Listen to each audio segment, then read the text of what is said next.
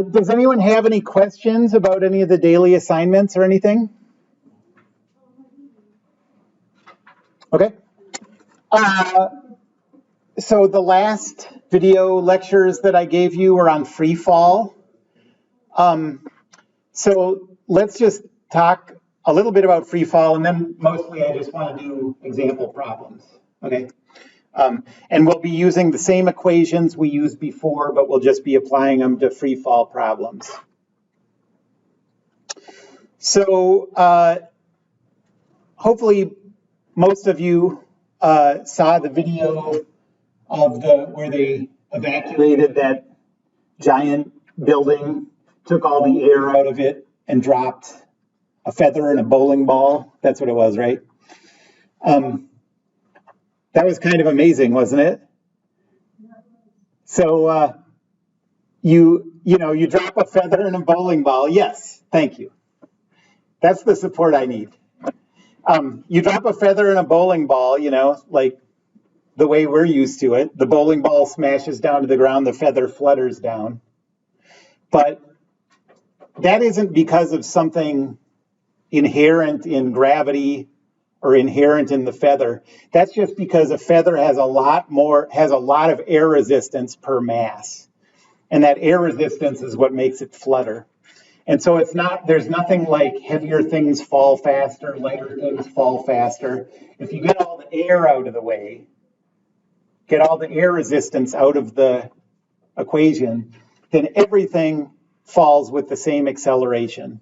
And that's downwards at 9.81 meters per second squared. So that's weird. We're not used to that idea, but that's just how it is. Yep. Yes, at the end of that video, it said something about Einstein thinking that there wasn't actually gravity pulling on this stuff. Oh, yeah. It was just staying still, but you wouldn't have a background.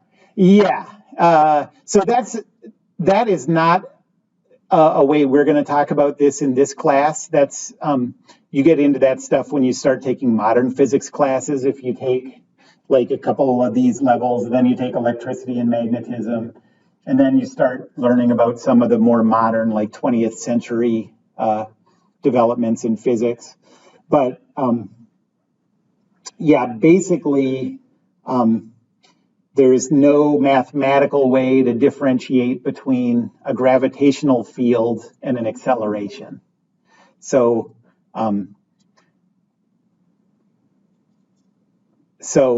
yeah, whether you're accelerating or experiencing gravity, it's indistinguishable. But that's all I'm going to say about that. Okay. But it's totally like mind-bending. Like the mind-bending stuff with modern physics has no beginning or end. It's crazy. There's just craziness, nonstop craziness.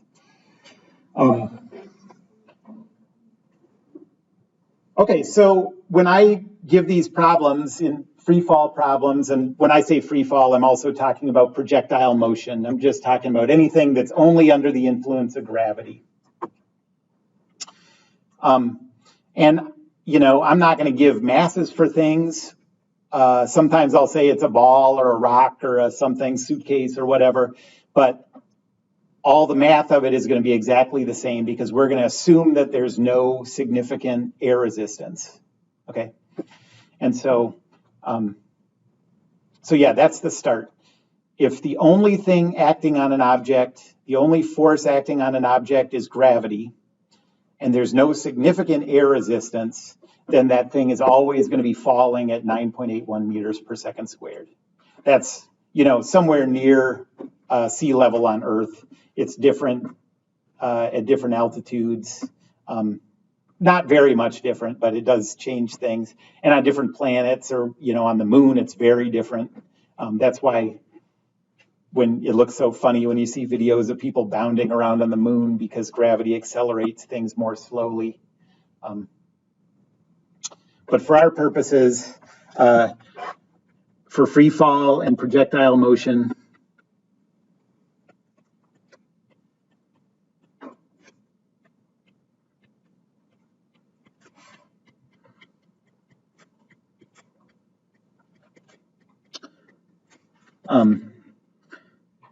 the acceleration is 9.81 meters per second squared down.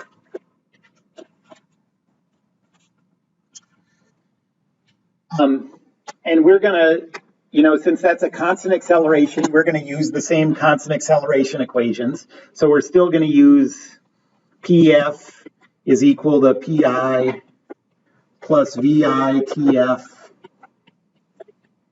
plus 1/2 ATF squared. And then VF is equal to VI plus ATF. And then 2A times the quantity PF minus PI is equal to VF squared minus VI squared. And we're still going to follow the same steps we did before. So we're going to choose our zero position, our positive direction. We're going to choose our time equals 0 and our time final instance. The one advantage we have now over just generally using the constant acceleration equations is we always know the acceleration. We didn't know that always in the past. Usually we didn't unless it was given in the problem. And there are a couple things that will help you. So important cases to remember.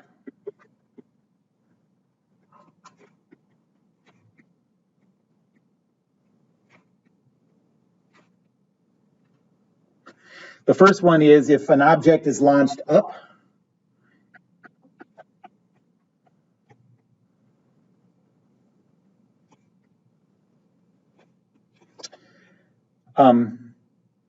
it reaches its highest point when the velocity is 0.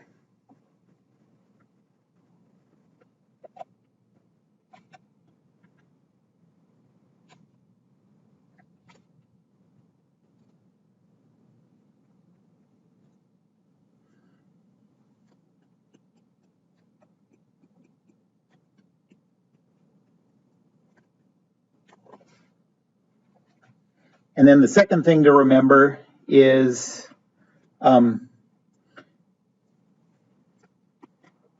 if an object is dropped from, let's say, a vehicle, so this could be an elevator or something moving up or down for some reason.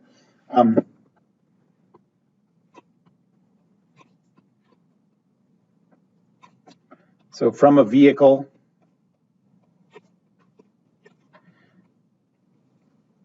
its starting velocity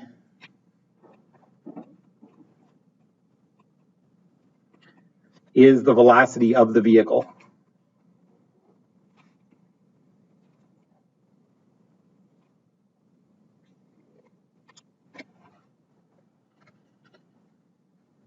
Okay, so with that, we can do a lot of calculations for one-dimensional free fall and projectile motion.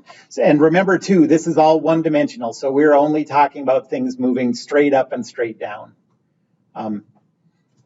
We'll get to two-dimensional motion after this, but we have to develop some more math before we can do that. But first, we want to just sort of understand the basic ideas of this with one dimension. Okay, so the first example.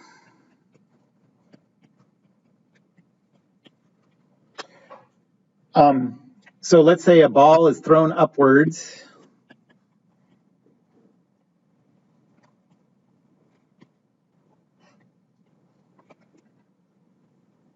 at a speed of 18 meters per second from a height of 2 meters.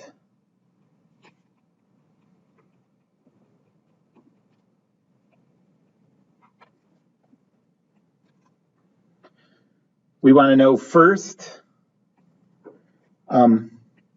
how high is the ball at its highest point?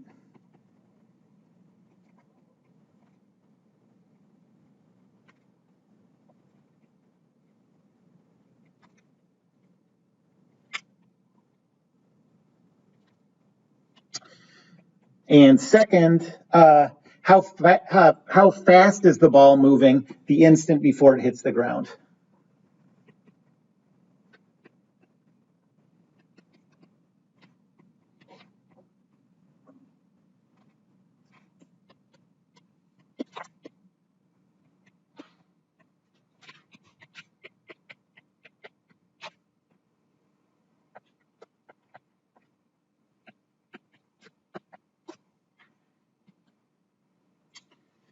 And the way to do this is just to follow those same exact 4 steps that we used for the other constant acceleration problems.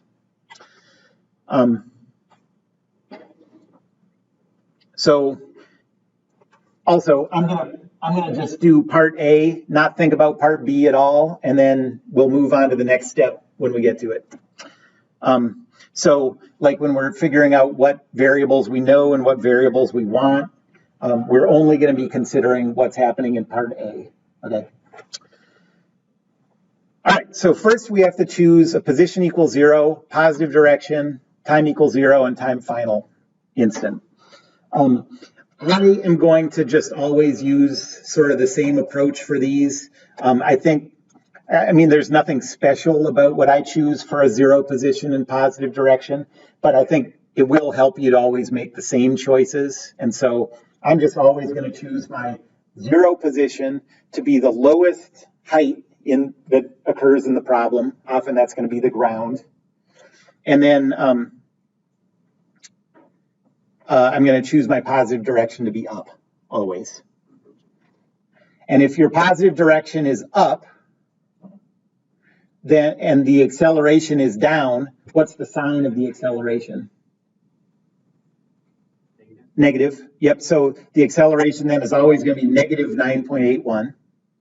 And that means that when the object is moving up, its velocity is going to be positive. And when an object is moving down, its velocity is going to be negative. Okay. Okay, so let's choose these things. So position equals 0. I'm going to call that the ground. The positive direction, I'm going to say, is up.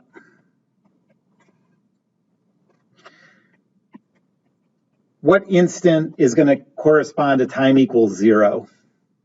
So remember, this is based on where we have information and where we want to find information.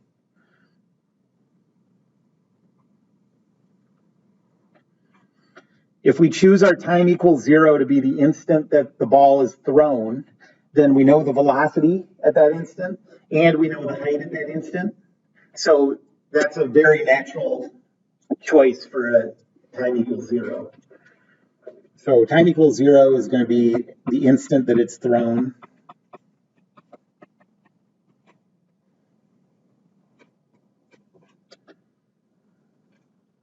And what about the instant that we call time final? What's that going to be? Well, for part B, it's going to be right before it hits the ground, but we're on part A, so it's going to be when it reaches the highest point, because that's where we're trying to find something. We're not, and actually we do know some information there. We'll get to that in a second, but that's where we're trying to find stuff. So the instant it reaches the highest point.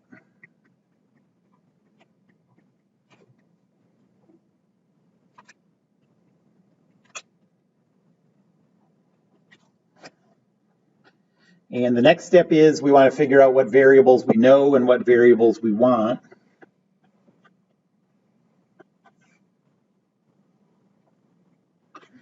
And again, you can list them all out and just go down the list. So let's go in the order of time final, acceleration, P initial, P final, V initial, and V final.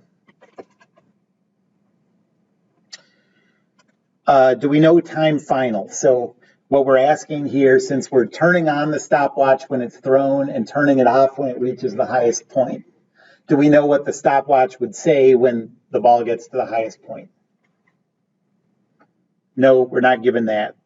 But we don't, if we can get by without it, we're fine. So we don't want that particularly either. The thing we're going to want is the position at time final. So PF is what we want. Do we know the acceleration?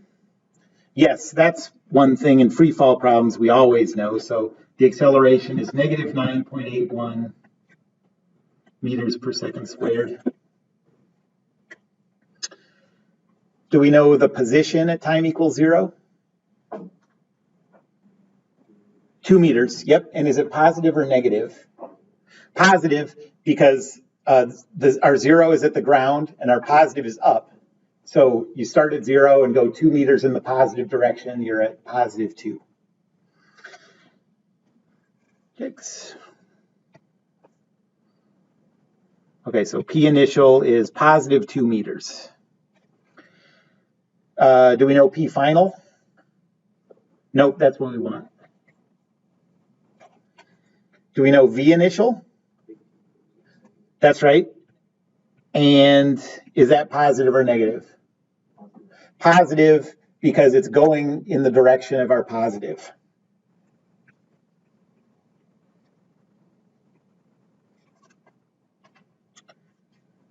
And do we know V final?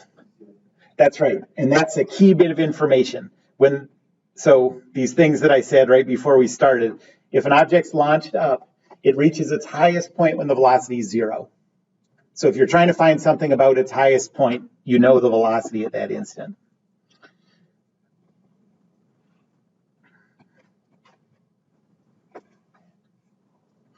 All right, so this is everything.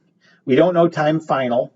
Is there an equation that works with these? So for an equation to work, it has to have the variable we're looking for, and every other variable in it has to be known. Well, you'll sort of get used to, what equations to try when, but since we don't know time final, there's only one of these equations that doesn't have time final in it, the third one. And so it has to be that one or else nothing.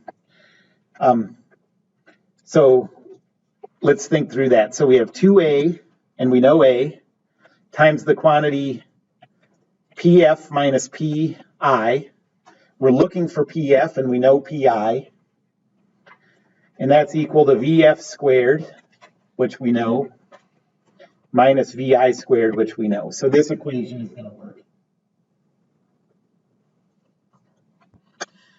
So 2 times negative 9.81 meters per second squared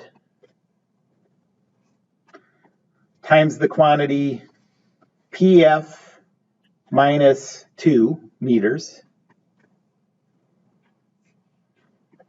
is equal to 0 squared minus 18 meters per second squared.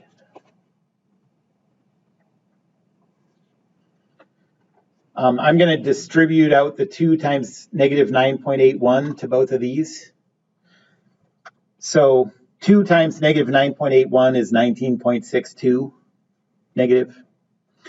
So we have negative 19.62 meters per second squared times pf.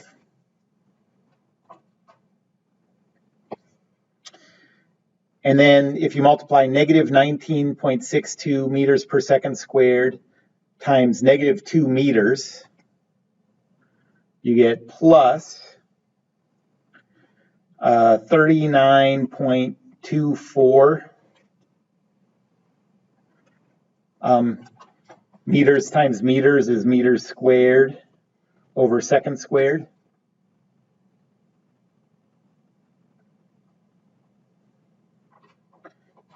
I'll say a little more about the units there in a second. And this is equal to negative 18 squared times meters squared per second squared. What's 18 squared? 324. So negative 324 meters squared per second squared. Okay, if you get confused, I'll do this in red so you know that it's sort of an aside.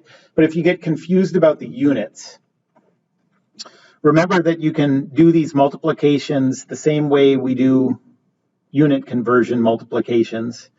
So 2 times negative 9.81 meters over seconds times seconds times -2 meters. And now you see the units are meters squared per second squared. Multiply out the numbers and you get positive 39.24 meters squared per second squared. So if you can do that in your head, do it in your head. And if you need to do it in that step, do it like that. Now we can add 39.24 meters squared per second squared to both sides. And we get -19.62 meters per second squared times PF is equal to what's -324 minus 39.24?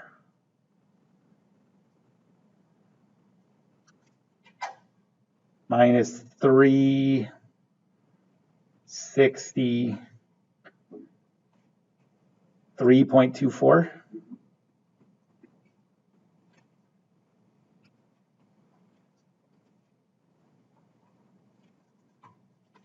And the units here are meters squared per second squared. And now the last step is just dividing both sides by -19.62 meters per second squared. And again, you can do that using the notation from unit conversions. So PF is equal to -363.24 meters times meters over seconds times seconds, and dividing by -19.62 meters per second squared is the same as multiplying by 1 over that. So we can just put that in the denominator, -19.62 meters. And this can get a little confusing, but since we're dividing by something with seconds in the denominator, that puts the seconds in the numerator. Dividing just flips all the numerators to denominators and vice versa. And now the negatives cancel, the seconds cancel, one of the meters cancels, and you see that the units worked out. Our position should be in meters, and that's the only unit we have left. And so PF is equal to, can someone divide 363.24 divided by 19.62? 18.51 meters.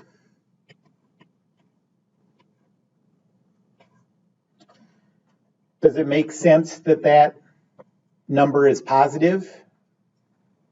Yeah, because our positive is up, so that's way up in the air somewhere. Does it make sense that it's a bigger positive number than 2 meters that we started at? Yeah, because it's being launched up, so it should go higher than that. Yeah.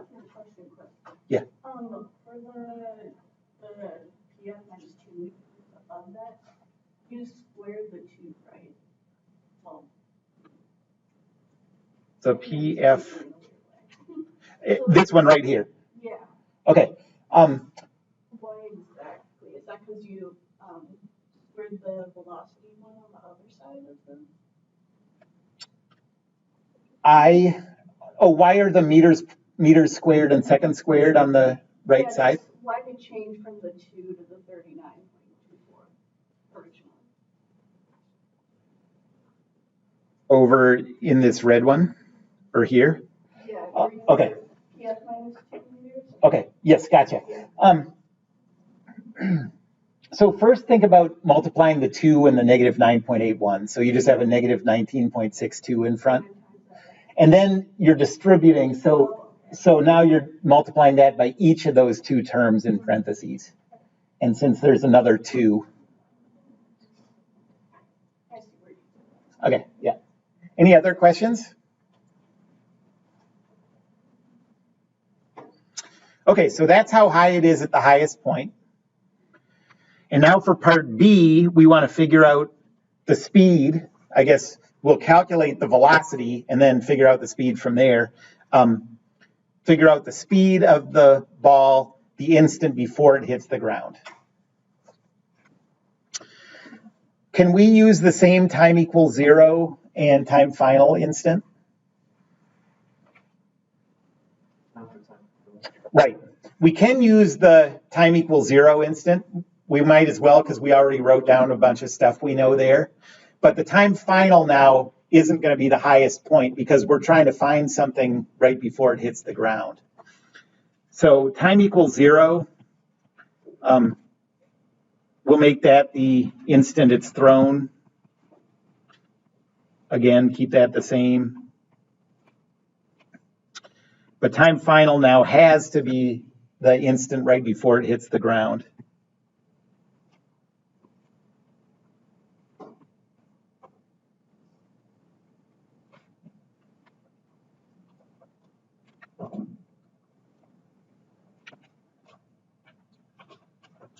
And the other two things I'm going to keep the same. You don't have to, but I'm going to. So position equals 0 is going to be the ground.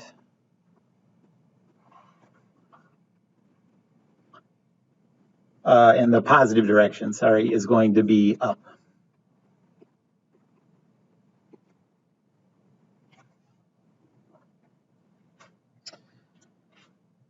And so let's list out what we know and what we want.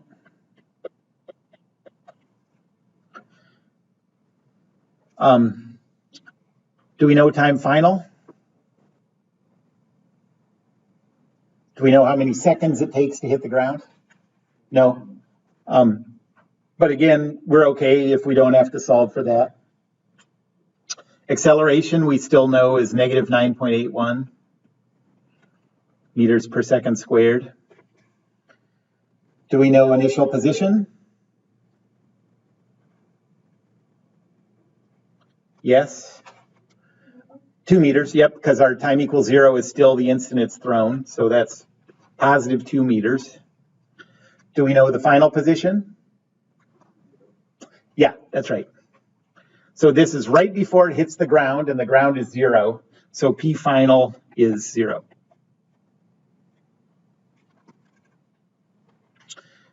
Do we know the initial velocity? Yep, and it's positive because it's up.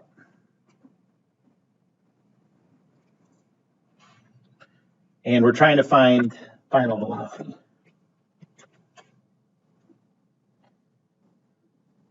The equation that worked in part A is the same one that's going to work now. So 2A times the quantity PF minus PI is equal to VF squared minus VI squared.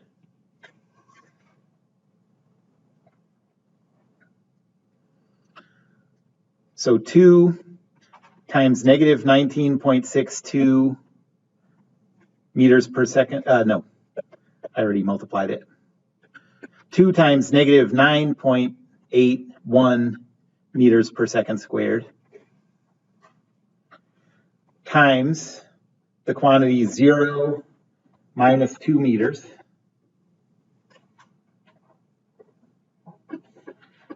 is equal to VF squared minus 18 meters per second squared.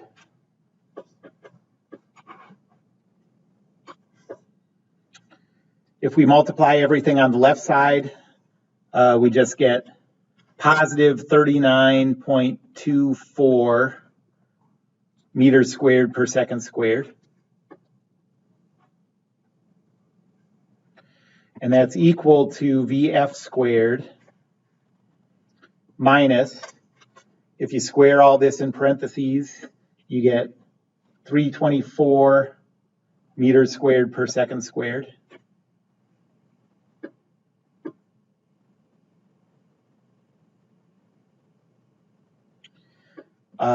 We want to get V final by itself, so I'm going to add 324 to both sides. So we get 363.24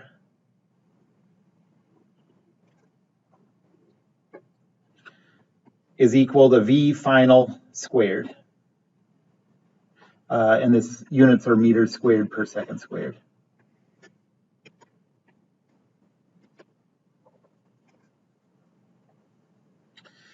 And now what's the square root of 363.24? Okay, so 19.06. And if you take the square root of meters squared per second squared, you get meters per second. So that works out. Yeah. You also start from the top. Yeah. Yep. Yes. And you'd get the same thing. But we're not done with this. And you need, I really want you to notice this because this is important. Remember in math, it maybe was a little confusing, but when you take a square root of a variable, you always took the positive or negative of your answer, right? And that's because you can square a positive or a negative and you still get that positive number there. So there's no way to tell the difference. In math, I think a lot of times it seems kind of like just esoteric, like what's the point of that? But in physics, we actually have to make sense out of these directions. And those signs are going to be part of the correct answer. So you need to be really careful when you take the square root of a variable that you include the plus or minus in your answer. Okay. Because now we have to think, that's two answers, and we're trying to come up with one answer.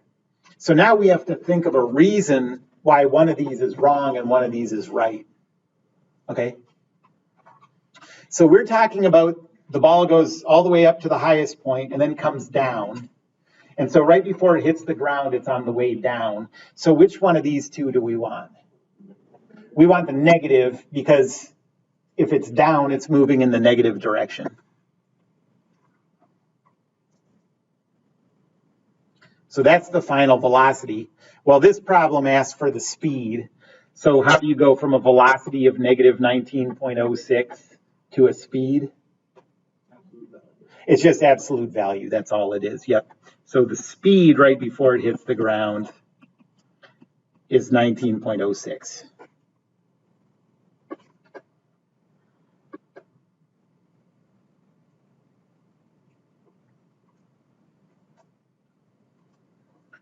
Any questions about that?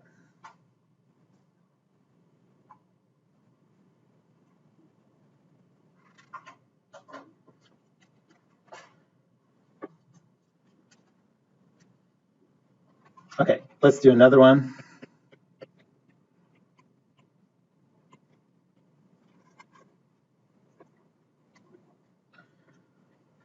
So let's say this is a building.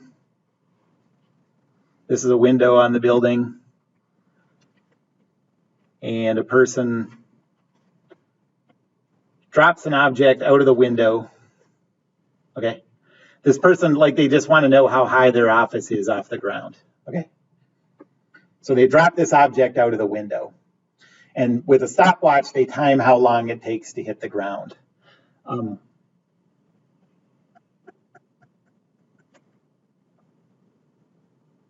And let's say the object takes 1.1 seconds to hit the ground.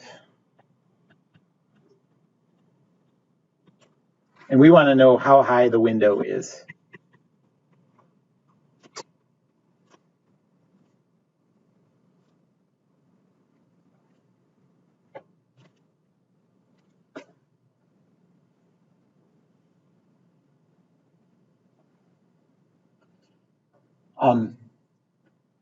As long as you use something that isn't super affected by air resistance, like you use something sort of heavy and small, this would be a totally effective way to calculate the height of things until you get to really high things where as the object gets going faster and faster, the air resistance gets more important and your answers start to be off. But if you could carefully time how long it takes to drop an object from the top of a stairwell down to the bottom, then you could measure, you know, exactly how high the stairwell is.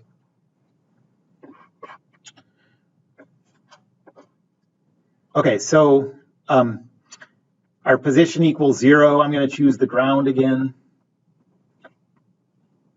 Positive direction, I'm going to choose up again. What do we want to choose for time equals 0? Yep. So we'll choose the instant it's dropped.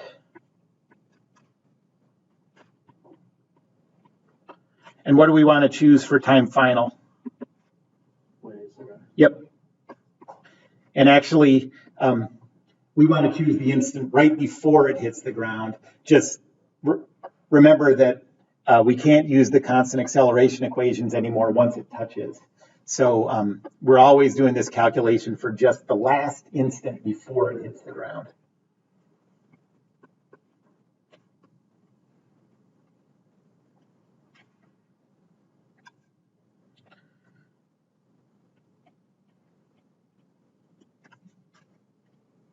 Okay, now we'll go through that list. Do we know time final? This time we do. It takes 1.1 seconds.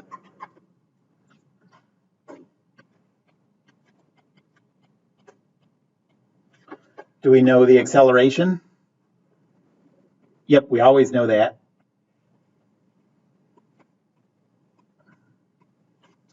Do we know the initial position? No, that's what we're trying to find. Do we know the final position? Yep. Do we know the initial velocity? 0. Yep, it's dropped. And, you know, I said if something's dropped from a vehicle or whatever, the initial velocity is the vehicle. Well, an office is a vehicle. It just doesn't move, you know. So that starting velocity is 0, just like the velocity of the window. So VI is 0. And do we know the final velocity? No.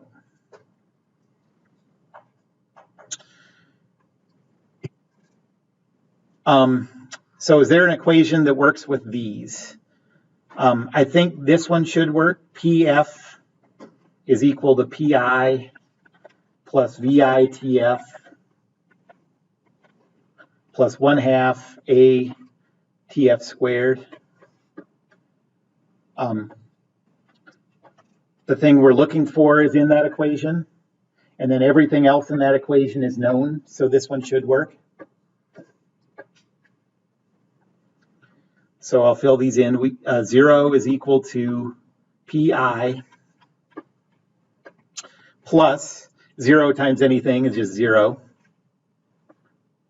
plus 1/2 times negative 9.81 meters per second squared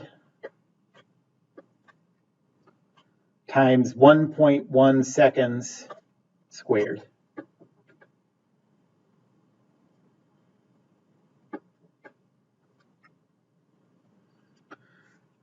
I'll add this second term here to both sides, and we get, and I'll write it out like in the unit conversion notation. So 1/2 times negative 9.81 meters per seconds times seconds. And then times, so this is squared. We could just write it as 1.1 seconds times 1.1 seconds.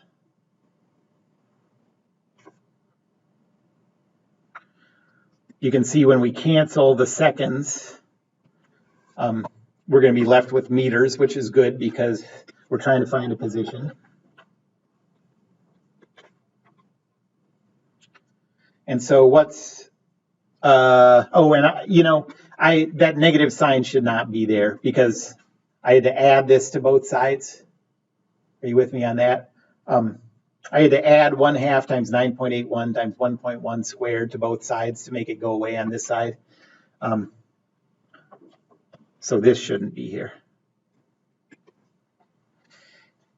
And this is a case where if I wouldn't have noticed that, and I would have done this problem, we would have gotten a negative answer for the initial position, which then you think about physically, and it says that the window has a negative position, which means lower than the ground, and that doesn't make any sense. And so then you'd know you made a mistake somewhere. What do you get when you multiply those out? 5.94. Okay, 5.94 meters. So that's times 3.281 feet, that's like 19 feet or 20 feet or something like that.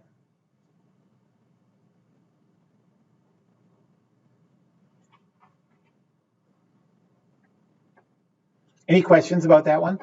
I think in the free fall daily assignments, there's a problem that's almost exactly like that. I think it says a bridge, but you do it just like that.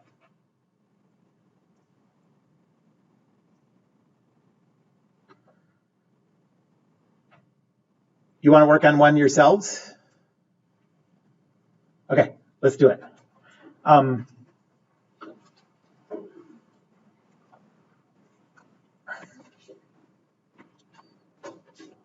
So let's say for some reason you're rigging up some kind of circus trick or something, and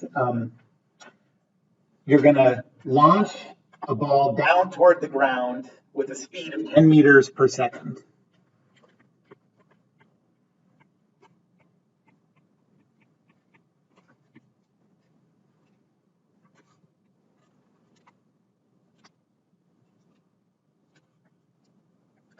And you want the ball to hit the ground at 25 meters per second.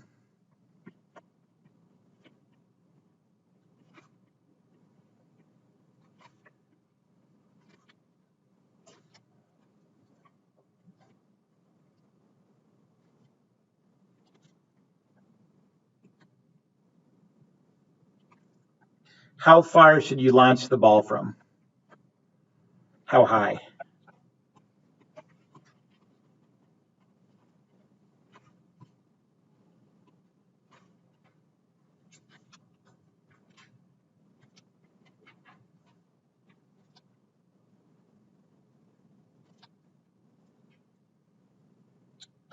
Okay, take a few minutes and see if you can work through that.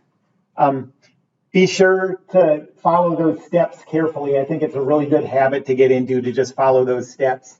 Eventually, you'll do it naturally, and then you won't have to think about it anymore. And after you do it, I'll go through it, and you can check your work.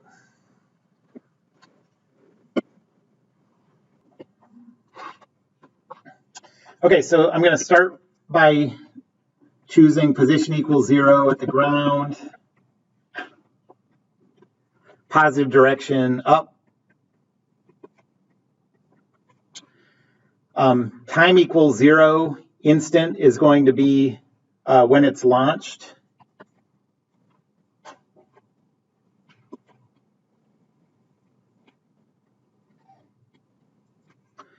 And time final is going to be the instant right before it hits the ground.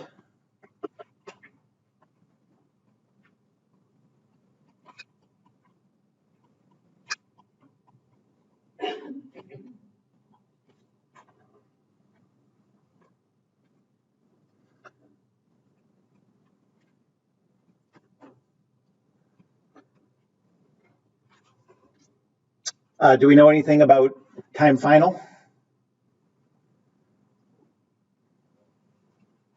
I mean, do we know a value for time final? No. Acceleration, we do know. Negative 9.81. Do we know initial position?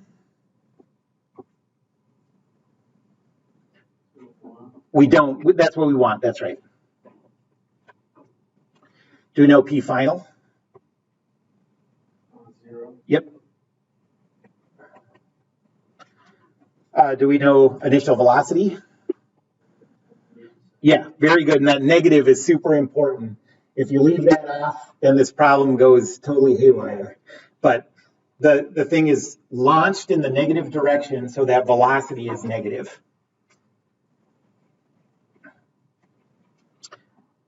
And do we know final velocity? Yep, and that negative is also important, negative 25 meters per second.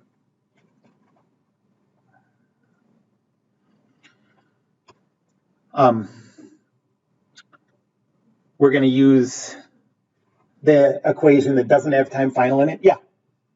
If you had positive 10 to negative 10, you'd be doing the wrong problem, but you get the same answer, correct? Let me think. If you had,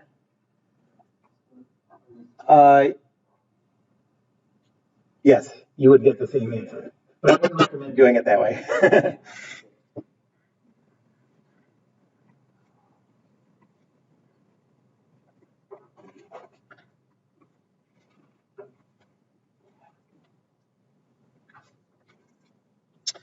Okay, so we got 2 times negative 9.81 meters per second squared times the quantity 0 minus P initial. And that's equal to negative 25 meters per second squared minus negative 10 meters per second squared. You can see in this problem how important it is getting your parentheses in the right spot.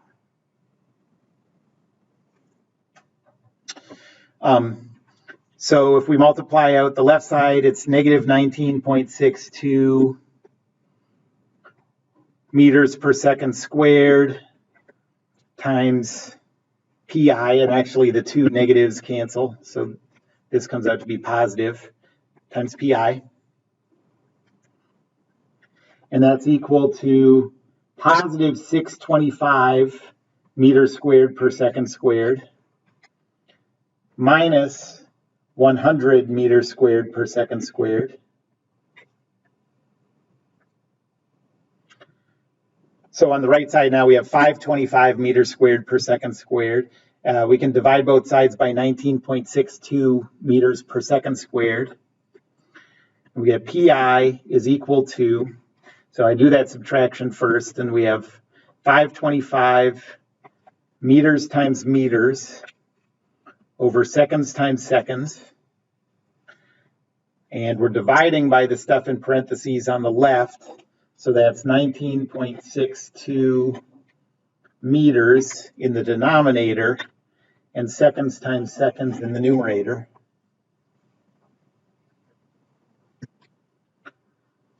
One of the meters cancels, all the seconds cancel, and you're left with units of meters, which is good. And what do you get when you divide that?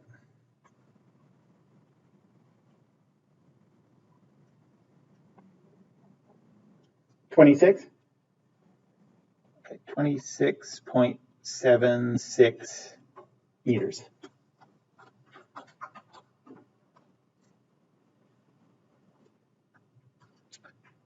Does it make sense that that answer is positive? Yeah, because you're up above the ground, up in the positive direction from the ground, shooting down. Any questions about that one? Okay, let's do one more. This is a useful party trick. So I just want you to have this ready for Halloween.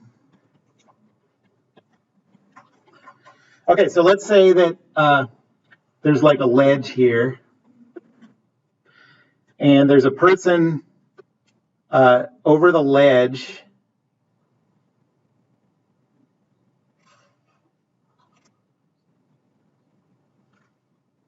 Okay, so the person's lying there blindfolded. That's better.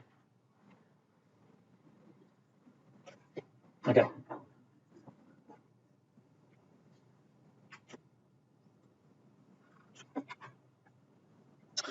and you're down below with this like cannon thing that shoots candy bars.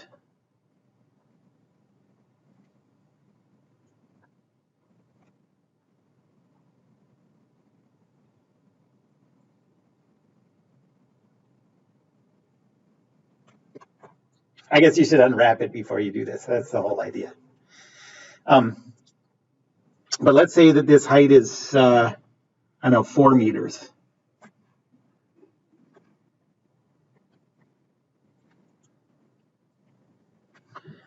And this cannon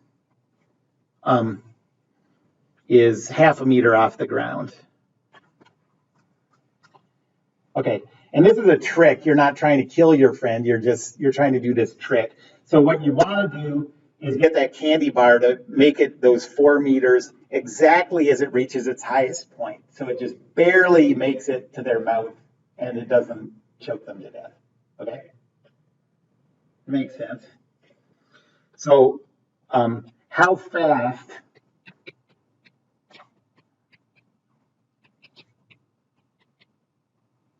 should the candy be launched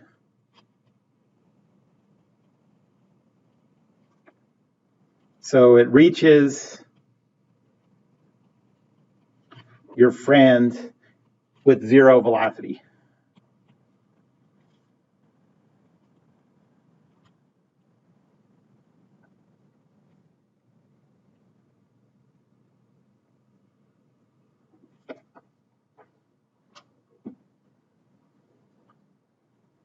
Okay, so see if you can work through that one. I'll give you a few minutes.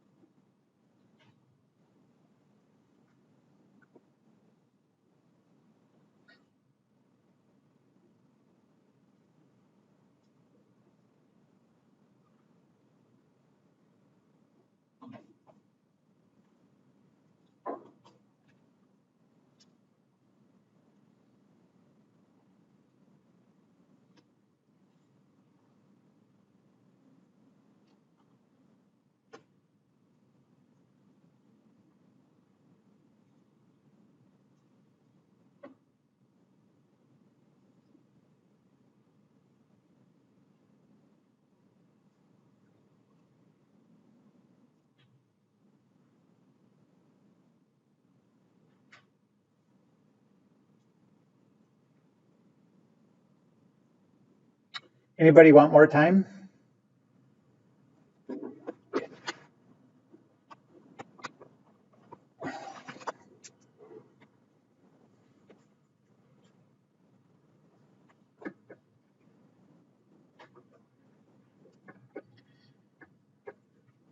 All right, so I'm going to do the same things I always do. Position equals 0 is going to be on the ground. Positive direction is up. Time equals 0 is going to be the instant it's launched.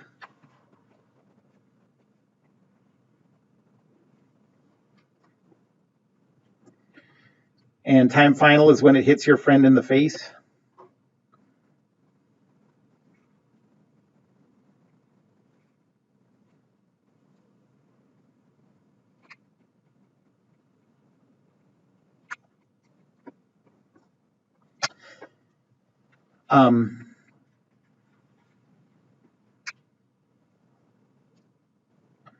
Do we know the elapsed time? Do we know what it would say on a stopwatch? No.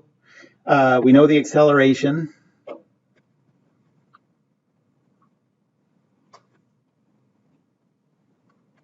Do we know the initial position? Yep.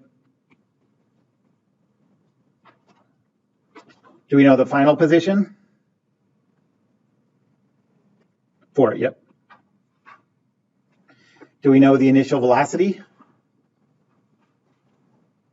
That's what we're trying to find.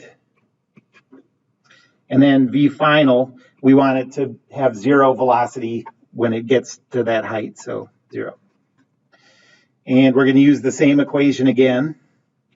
2 times negative 9.81 meters per second squared times the quantity 4 meters minus 0.5 meters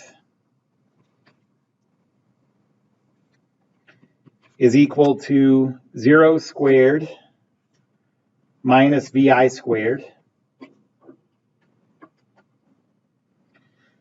And so this all comes out to be negative 68.67, right? Meters squared per second squared. Is that right? Yep. Isn't it being launched upward, so it's you have negative 9.81? Okay, yeah, that's a really important thing to. This is so confusing, and it'll make sense, and then it won't make sense, and you'll go back and forth. But remember that gravity is always doing one thing, just trying to accelerate things down. That's all it ever does. And that doesn't change whether it's going up or down. Because think about it this way, when the thing is on its way up, its velocity is positive, but it's slowing down, right? So its acceleration is negative. That's how it slows down. Those have to be in the opposite direction to make something slow down. And then when the thing's going down, it's speeding up because the signs of both are negative. So acceleration never changes. And I'm always happy to talk about that because, 50 or more, that mistake's going to be made 50 or more times in this class, and it's better to do it now than on a test, And this is equal to negative VI squared. You can cancel the negatives. And what do you get when you take the square root of 68.67? 8.23 meters per second. This is plus or minus because you took a square root of that variable. And we want the plus, right? Because it's being launched up into the air in the positive direction. So for this height, you need to shoot this thing exactly 8.23 meters per second.